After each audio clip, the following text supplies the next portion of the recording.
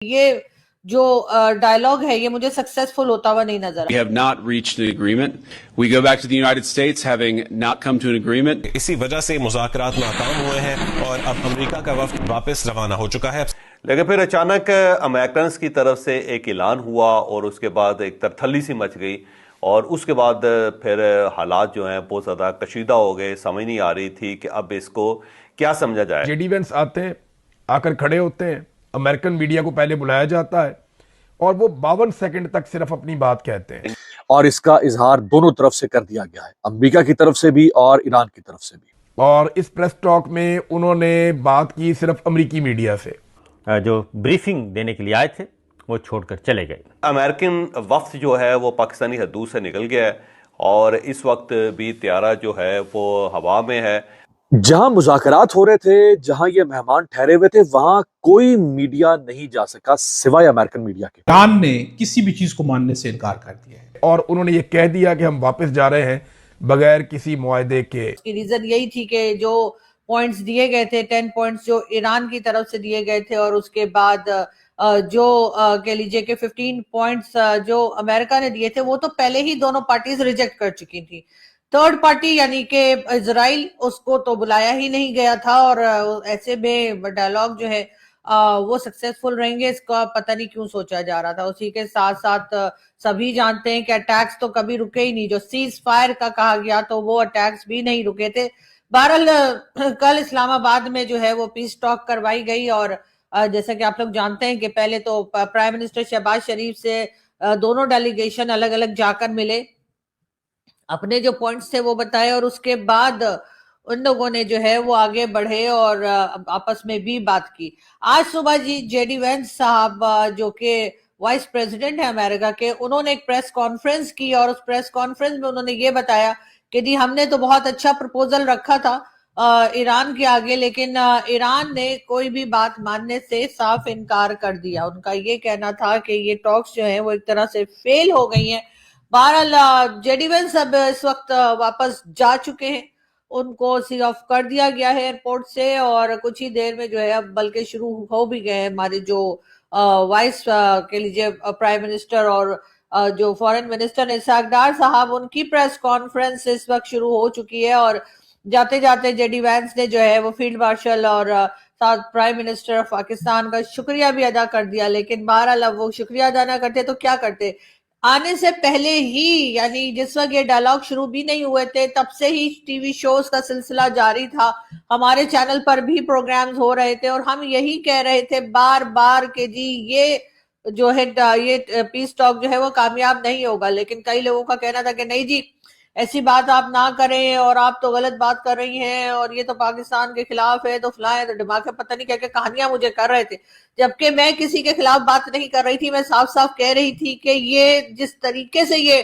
Piece talk करवाई जा रही है, जिस तरह से ये बातचीत आगे बढ़ रही है या लोग एक दूसरे के साथ मिलने के लिए आए हैं, वो ऐसा लग नहीं रहा था कि इसका कोई पॉजिटिव रिजल्ट निकलेगा। वो ऐसा लग नहीं रहा था कि कहीं पे भी कोई ऐसी बात होगी कि जिससे ये कहा जाए कि ये पीस टॉक जो है वो सक्सेसफुल होगी। मैंने तो कल भी एक शो में कहा था कि समोसे पकौड़े तो ये अपने घर में भी खा सकते थे, यहाँ आके खाने की क्या जरूरत थी। इसलिए कि पहले आके जब दोनों डेलीगेशन पहुंच चुके थे, ईरान पहले आया था, अमेरिका बाद में पहुंचा था, दोनों डेलीगेशन जब पहुंच गए थे उस वक्त ही दोनों ने एक दूसरे के बारे में कह दिया था कि हम इसकी ये बात नहीं मानेंगे और हम उसकी वो बात नहीं मानेंगे। तो जब आपने बात माननी ही नहीं थी, आप लोगों को ये मालूम ही था कि आपने इसी तरह का बिहेवियर दिखाना है, इसी तरह से एक दूसरे के साथ बात करनी है, तो ऐसे में इस पीस टॉक का कोई मतलब बनता नहीं था। लेकिन बहरहाल पाकिस्तान ने अपनी तरफ से कोशिश की, या कह लीजिए पाकिस्तान को कहा गया ये कोशिश करने के लिए। किसने कहा?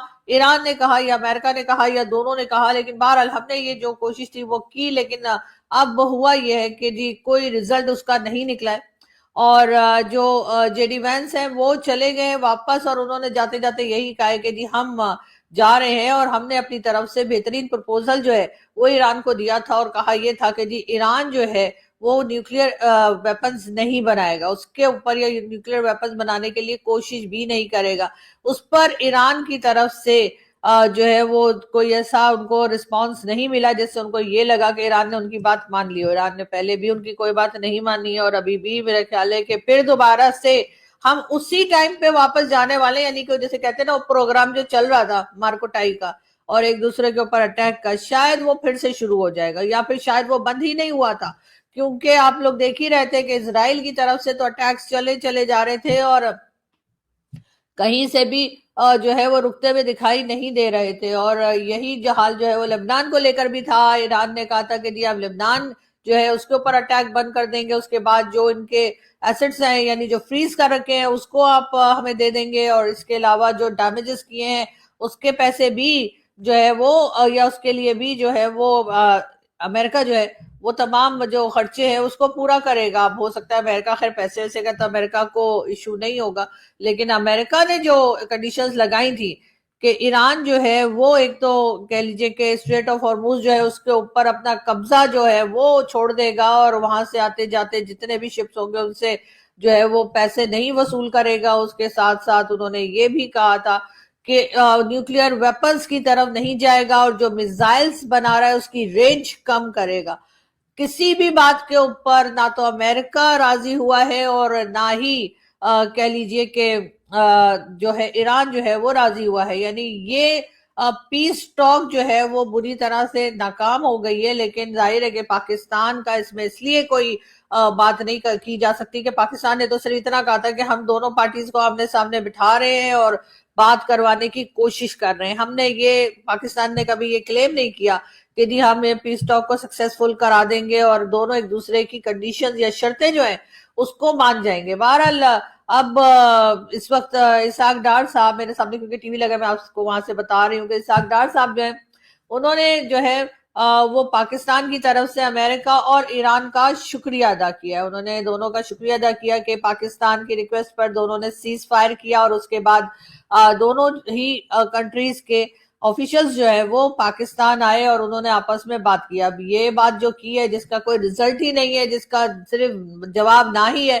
तो खामखाई का उन्होंने भी अपना पेट्रोल खर्च किया, हमारे यहाँ भी समोसे पकौड़े का खर्चा करा दिया और उसके बाद रिजल्ट निकला 0 यानी कि 0। तो फिर अगर यही होना था तो फिर आने की क्या जरूरत थी? वहीं से बैठे बैठे कह देते थी हमें आपकी कोई कंडीशन मंजूर नहीं है, हम आपकी किसी शर्त के ऊपर काम नहीं करेंगे, हम आपकी कोई बात नहीं सुनेंगे। दोस्तों, आज दुनिया की नज़र इस्लामाबाद में टिकी हुई थी। सबको लगा था कि आज कुछ बड़ा होगा, कोई ऐसा फैसला निकलेगा जो पूरे मिडिल ईस्ट का माहौल बदल देगा। लेकिन टॉक फेल हो गई। दोस्तों, पाकिस्तान ने इस मीटिंग को अपने लिए एक मौका समझा था। सोचा था आज वो खुद को ग्लोबल मीडिएटर साबित करेगा, दुनिया को दिखाएगा कि बिना पाकिस्तान के कुछ नहीं हो सकता। लेकिन ग्राउंड रियलिटी ने उसका पूरा कैलकुलेशन बिगाड़ दिया। अमेरिका अपने शर्तों पर अड़ा रहा, ईरान अपने पोजीशन से हिला नहीं और बीच में खड़ा पाकिस्तान बस देखता रह गया। दोस्तों, इंटरनेशनल पॉलिटिक्स में सिंपैथी नहीं चलती, यहाँ सिर्फ पावर चलती है और क्लियर स्टैंड चलता है। दोस्तों, टॉक डील नाकाम होते ही पूरे पाकिस्तान में मातम छा गया। पाकिस्तान को लगा जेडी वेंस ने पाकिस्तान को झटका दे दिया, क्योंकि जेडी वेंस ने शर्तें मांगने से इनकार कर दिया और अब पाकिस्तान को ये समझ में आ गया कि मीडिएटर बनना इतना आसान नहीं है। दोस्तों, पाकिस्तान ने सोचा था हेडलाइन बनाएगा, लेकिन हेडलाइन बना टॉक फेल का।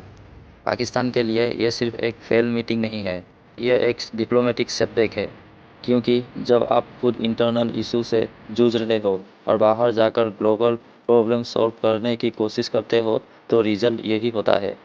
दोस्तों, इस्लामाबाद की इस मीटिंग ने साफ कर दिया कि सिर्फ मीटिंग होस्ट करने से कोई लीडर नहीं बन जाता। दोस्तों, ये इंटरनेशनल पॉलिटिक्स है, यहाँ रेस्पेक्ट कमानी पड़ती है और पाकिस्तान को एक रियलिटी चेक मिल गया।